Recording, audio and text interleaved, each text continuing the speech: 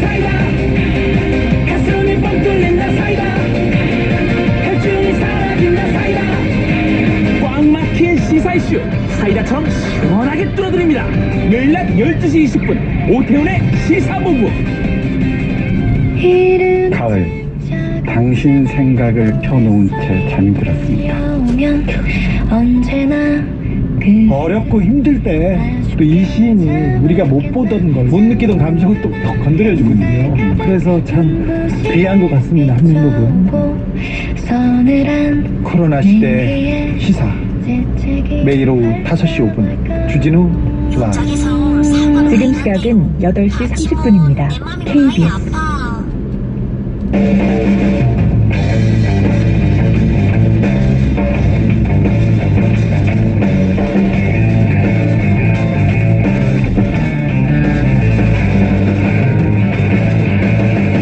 김경래의 최강시사. 네, 김경래의 최강시사 3부 시작하겠습니다. 택배 얘기 좀 해보죠. 택배를 얼마나 한 번씩 시키세요? 통계를 보니까요, 지난 한 해 동안 택배 건수가 27억 건이라고 하는데, 숫자가 잘 안 세지는 정도의 건데, 1인당, 국민 1인당, 연 53회, 54회 정도, 53, 4회 정도 시킨다고 하고, 한 주에 하나씩 시키는 거예요. 4인 가족이면은 거의 매일 택배를 시킨다고 보면 됩니다. 그런 택배를 배달하는 택배 기사분들이 최근에 연이어 사망하고 있습니다. 코로나 때문에 물량이 증가한 부분도 분명히 있을 것이고, 누적된 어떤 모순이 있을 겁니다. 근데 이 얘기가 어제 오늘 얘기가 아닌데, 분명히 이렇게 사람들이 다 죽어나가니까 이제 와서 또 대책을 내놔야 된다. 그리고 일부 대책도 나오긴 하지만 또 계속 얘기들만 나오고 있습니다. 이 어떻게 바꿔야 되는지 구조적인 문제를 오늘 좀 짚어볼게요. 오랜만에 오셨습니다. 안진걸 민생경제연구소 소장님 나와 계십니다. 안녕하세요. 네, 안녕하세요. 예. 뭐 하나 들고 오셨어요? 저거 뭐예요? 어저께 일단 롯데 택배 기사님들 네. 송파동의 복합물류센터에서 파업 돌입했습니다. 아, 지금 파업이요? 농성하고 계시는데요. 롯데 택배. 이제 200~300명 택배 기사님들에서 어제 저도 현장 다녀왔고, 네. 좀 이따도 농성장에 가볼 생각이고요. 네, 지금 들고 오신 건 뭐예요? 우리 마트 노동자들뿐만 아니라 택배 노동자들이 사실 구조적인 문제 해결돼야 되지만 당장 간단 해결할 수 있는 게 네. 박스에 손잡이만 있어도 40%가 가볍게 느껴집니다. 지금 예. 유튜브 보시면은 예. 안진걸 소장께서 박스에다가 구멍을 뚫어서 이렇게 손잡이를 예. 본인이 만드신 거죠? 아닙니다. 이걸 제가 쓰레기 분리수거 하는 때마다 네. 구멍이 없는 거랑 구멍이 있는 걸 제가 요거는 떼어봅니다. 구멍이 있는 거였어요? 예. 그래서 그래요? 없으면 손잡이 없으면 이렇게 아래를 받쳐드리게 되는데 이런 들기 힘들어요. 힘들더라고. 맞아요. 이건 택배 노동자나 마트 노동자뿐만 우리 국민들 위해서도 꼭 필요한 조치인데 이거 하나를 안 해주고 있다는 거죠. 이 그래서 회사 좋은 회사네, 거기? 예, 이건 이제 농산물 무 배달하는 일부 쪽이구나. 지역에서 예. 농촌에서 이걸 하고 있습니다. 근데 우리가 가야 될 노동 존중이나 국민의 기본권 보장이라는 것은 거창한 제도도 꼭 필요하지만 이렇게 생활 속에서 맞아요. 노동 존중해야 된다.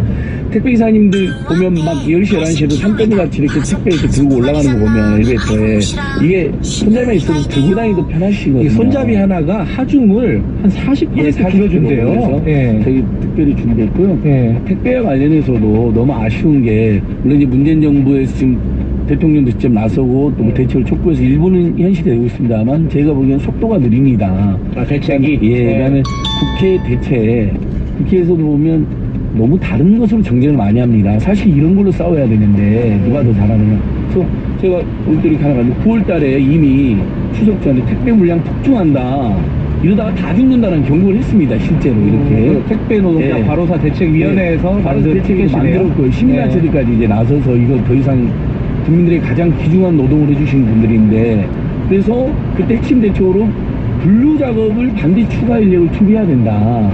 새벽부터 나가서 17시간을 그냥 분류만 하는 거예요. 그러면 이걸 이제 공짜 노동 예. 논란이 있는. 택배 차량에 그걸 실는 겁니다. 예. 그럼 그때 이미 진이 빠지지 않겠습니까? 그 예. 17시간 그걸 계속 분류하고 택배 차량에 자기 싣고 그리고 이제 구역으로 가시는 거거든요. 그래서 오후에 가게 되면 그렇게 3, 400개월 오후에 한다고 생각해 보시자고요. 만약 1시부터.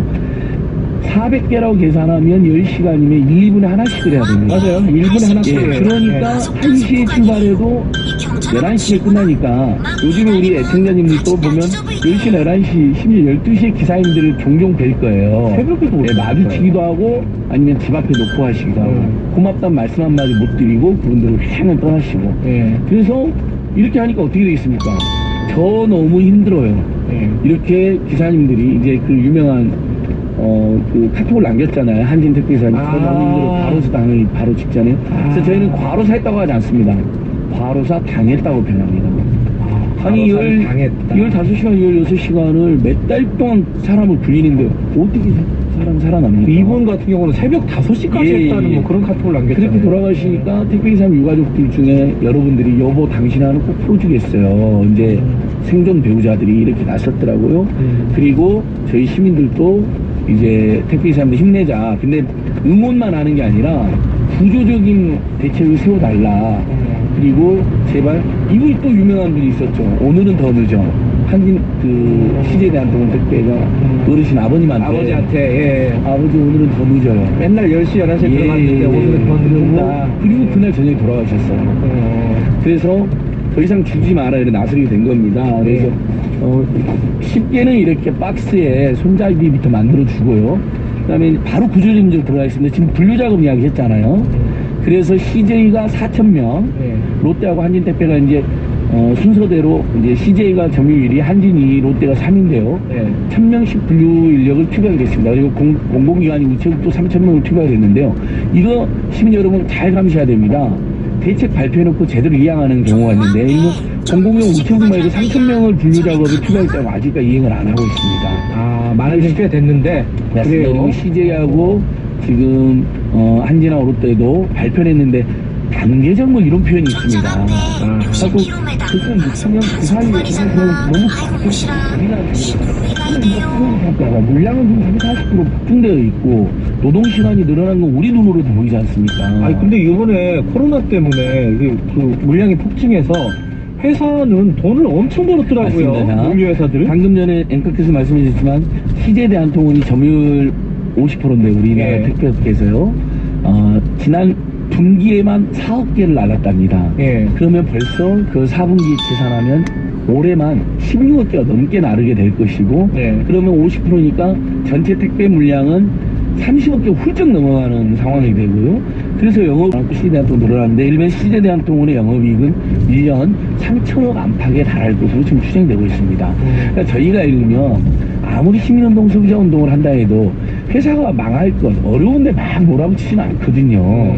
지금 통신요금 대폭 인하해라. 금융기관의 이자를 깎아라고 주장하는 건 그만큼 엄청난 영업이익을 기록하는 거 아니까 저희가 주장하는 겁니다. 네. 택배도 마찬가지입니다. 그럼 맞아요. 분류 작업에 만약에 인력을 투입하면 어떤 문제가 생기냐? 일단 과로가 확 줄어들겠죠. 오전 노동 시간이 네. 줄어드니까. 이제 예를 들면 오전에 푹 쉬고 나가시니까요. 아니면 이제 그 다음에 전국적으로 일자리도 10,000개 정도가 생깁니다. 지금 우리 국민들 일자리 부족해서 큰 걱정이신데 10,000개 정도의 분류 작업에만 그럼 지금 벌써 발표한 숫자만 해도 그렇게 되잖아요. 그러니까 요거 먼저 딱 돼야 된다는 것이고요. 그러면 이제 두 번째 구조적 문제. 그럼 1시부터 밤 11시까지 10시간 동안 또는 12시까지 12시간 동안 분류 작업 안 한다 해도 그럼 11시간, 12시간까지 막 1, 2분에 하나씩 나르는 건 괜찮냐라는 문제 제기가 있을 수 있잖아요. 네. 400개씩 나르는 건데, 안팎으로. 근데 400개를 나른다 해서요? 그럼 택배기사님들 얼마에 버느냐? 이게 굉장히 많이들 궁금하세요. 실제 700~800원밖에 받지 않으십니다. 그러면 400개로 700원을 해도 하루에 28만 원일 것이고요. 그 다음에 그 20일로 해도 한 500만 원 되니까 조금 먹고 살아 이럴 수 있는데 한 달에 이분들은 다 자영업자잖아요. 4대 보험도 안 되죠. 퇴직금도 없고 자 차량 구입해야 되죠. 할부 비용 내야 되죠. 차량 유지 비용 기름값 내야 되죠. 그 다음에 밥 본인이 다 사서 드셔야 되죠. 온갖 장비도 있어야 되죠. 그러니까 한 달에 실제 그 돈이 한 150, 200만 원 안팎이나 됩니다. 그러면 500을 택배 수를 받아도 300밖에 못 버니까 노동시간에 비하면 최저임금 정도밖에 안 되잖아요. 장시간 노동했으니까. 더군다나 대리점한테 또 뗀 게 있잖아요. 그게. 그래서 이제 중요한 말씀 주셨습니다. 예. 그래서 그러면 결국은 근본적으로 과로사 문제 해결되고 이분들이 저녁 있는 삶이 되려면 택배 단가가 올라가야 되는데 그럼 소비자들이 요금 인상해야 되는 문제가 되면 약간 또 논의가 복잡해지잖아요. 제가 연구를 해봤습니다. 택배연대 노조랑요. 자, 지금 우리가 보통 2,500원, 3,000원 내잖아요. 그렇죠. 택배 우리 배송 비용으로. 그럼 그게 어디로 가느냐? 먼저 그 파주라고 그러죠. 네. 대형 뭐 온라인 쇼핑센터라든지 이런 분들이 네. 백마진으로 750원을 떼간다고 정부 발표가 정식으로 있었습니다. 아, 그러니까 예. 물건을 파는 사람들이 파는 사람이 택배 비용을 떼가요.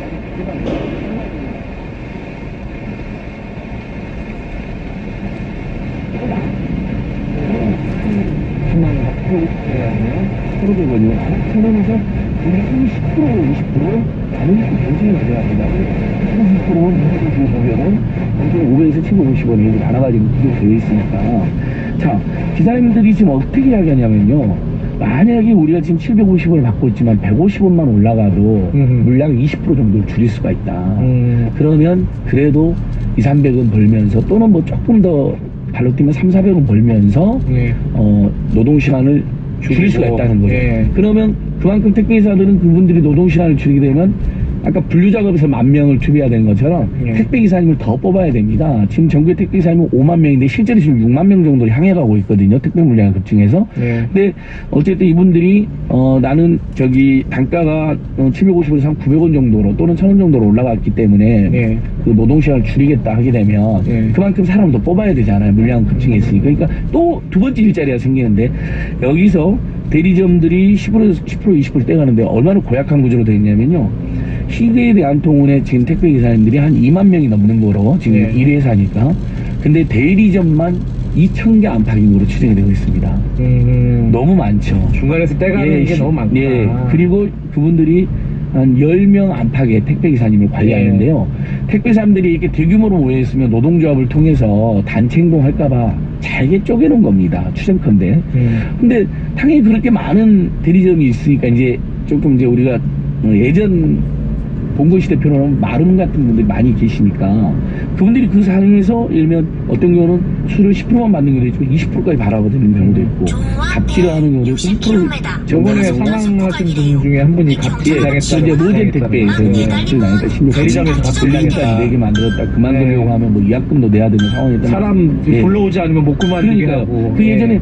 편의점 주님들이 너무 장사한 데서 문단 닫으려고 그랬는데 5년 계약하지 않았느냐 위약금 몇 천만 원 내라 그래서 거기 잇따른 편의점주들이 자살이 있어서 제가 그거에 대해서 엄청난 문제지 그분이 일부 개선됐거든요. 그래서 자 그러면요 예. 지금 여러 가지 문제를 말씀하셨는데 이게 뭐 택배 회사들 보고 잘해라 이럴 수는 없는 거잖아요. 지금 그것만 맞습니다. 믿고 기다릴 수는 없는 거고 어떤 게 법률적으로 좀 바뀌어야 되는 그래서 겁니까? 지금 어제도 이낙연 대표가 한진택배를 가가지고 예. 결국은 민주당이 내놓은 대책은 집권 여당이니까 중요하잖아요. 분류 작업하고 예. 배송 작업. 예. 택배는 배송하는 거잖아요. 예. 산더미쯤 쌓여있는 걸 분류하는 분들이 아니잖아요. 그걸 법으로 분류하겠다는 겁니다. 아. 생활물류서비스법이 지금 정부도 찬성하는 법으로 예. 국회에 제출되어 있습니다. 아, 그 그래요? 민주당의 을지로 위원장이었던 의를 지키는 지금 박홍근 의원 법안으로 정식 제출되는데 분류작업과 배송작업 명확히 구별해서 기사님들이 분류작업으로 17시간을 진이 빠지지 않도록 그리고 아까 말씀 그러면 10,000개 정도 일자리가 생깁니다. 앞으로 택배 산업이 더 커지면 비대면 시대에 일자리 더 늘어나는 거죠. 우리 국민들도 그러면 좋잖아요. 그 다음에 두 번째 맥마진을 받아간다 그랬잖아요. 그 화주들이 택배를 이렇게 제품 만든 분 만들어서 배달하고 포장한 상관없이 분들이, 물건을 파는 사람들이 그 부분이 가져간다. 그 법에 또 금지하는 거로 되어 있습니다. 아, 그래요? 예, 그러면 만약에 뭐 750원에서 지금 그 대형 온라인 쇼핑센터라든지 이 제조사들의 항배는 뭐냐면 포장비 정도는 들어야 되는 거 아니냐 포장비. 이런 겁니다. 예. 근데 그것은 원래 판매가에 들어가야 되는 거지 택배비로 해도 안 되는 건데 일부 그걸 인정한다 해도 최소한의 뭐 비용만 인정한다 해도 포장비로 750원은 너무 과도합니다. 이건 정부 발표를 정확히 770원을 떼가는 걸로 되어 있는데 2,500원에서 예를 들면 그게 300원 이하로만 돼도 그러면 450원 정도가 기사님들한테 들어갈 수가 있잖아요. 만약에 대리점이 없어진다. 네. 그럼 기사님 들어가고. 그러면 대리점이 없어지면 관리는 어떻게 하냐는 문제가 남잖아요. 네. 이 부분은 지금 전국의 편의점들을 보시면요. 일면 파리바게뜨 가맹점주협의회, 미스터 네. 피자 가맹점주협의회가 가맹본부 본사하고 협의하는 구조로 자리를 잡았습니다. 택배기사님들이 협동조합을 만들어서 또는 노동조합을 만들어서 본사랑 직접 계약하고 관리도 하면 됩니다. 그러니까 중간에 드리지 않으시는 분들한테는 죄송하지만 저희 장기주, 중장기적으로는 그 구조가 없어지고 기사님들이 노동만큼 급여를 조금 더 받고 그러면 당연히 물량 축소를 감내할 거 아닙니까? 예. 지금 일부에서 물량을 축소한다는 기사님들 당장 반발이 나온 이유가 그걸 다 소화하면 과로사 당하지만 그 물량을 축소하면 먹고 죽겠다. 살기가 이 두 힘들다. 가지 딜레마에 빠져 계신 겁니다. 그래서 기업은 웃고 기사는 죽고라는 말까지 나와 있는 건데 그러려면 백마진 문제를 법으로 그래서 지금 생활물류서비스법 제정안에 보면 백마진을 금지하는 법도 들어가 있습니다. 그럼 지금 이제 안유건 소장께서 말씀하시는 거는 택배비 자체를 올리지 않아도 그렇습니다. 해결할 수 예, 있는 예. 부분들이 있다는 말씀이시네요. 지금 국민들이 어쨌든 이 코로나 시대에 다 소득도 어려운데 네네. 그런 상황에서 그래도 비대면 시대에 택배를 자주 이용하는데 비용이 올라가면 자주 이용하는 만큼 부담이 더 늘어납니다. 네. 근데 지금 제가 구조를 말씀드렸잖아요. 백마진을 750원 화주가 가져간다. 택배 물건을 파는 분들이 거기에다가 대리점이 10%에서 20%를 들쭉날쭉 떼간다. 예. 이 두 구조만 개선되고 근절돼도 예. 기사님들에게 갈 소득 훨씬 늘어나고 그러면 이제 본사도 분류력을 투입하고 이런 분이 돈이 많이 들어갈 텐데 본사 여력도 일부 늘어나게 되지 않겠습니까? 그러면 본사들 입장에서도 비용을 들여서 일자리를 늘리는 거 지금 일자리가 두 개 분야에 창출된다 그랬잖아요. 분류 작업에 예. 10,000명 그다음에 기사님들이 노동시간을 줄이는 만큼 그 구역에 사람을 더 투입해야 되잖아요. 알겠습니다. 지금 이 구조가 또 하나 있는데요. 그냥 건당 수수료 계약이라는 건 널리 알려졌잖아요. 제가 700~800 만들었잖아요. 그날 밤 12시까지 하는 이유는 뭐냐면 대부분 계약서에 당일 배송이라고 되어 있습니다. 그 구역을 계약합니다. 대리점하고. 이것도 법적으로 교제를 해야 예, 될 것 그러니까 같은데. 온천이 대리점주들을 뭐 아까 말한 많게는 뭐 1,000명, 2,000명을 관리하면서 그 대리점주들이 또 10명, 20명의 택배사님들을 관리하는 구조로 되어 있는데 다 위탁이고 자영업자로 되어 있는데 그 구역을 오늘 안에 무조건이라고 되어 있으니까 그걸 안 하면 페널티도 물리는 것이잖아요. 근데 그 노동시간이 줄어들면 그 구역에 사람이 두 구역에 한 명이 더 늘어난다든지 구역을 쪼갠다든지 할 수가 있잖아요. 그러면 당연히 거기서도 일자리도 생기고 과로도 줄어드는 겁니다. 알겠습니다. 저희 택배 상자를 갖고 오셨는데 저 구멍 하나 뚫는 게 지금 1년째 안 되고 있습니다. 몇 년째 그죠? 안 되고 있는데요.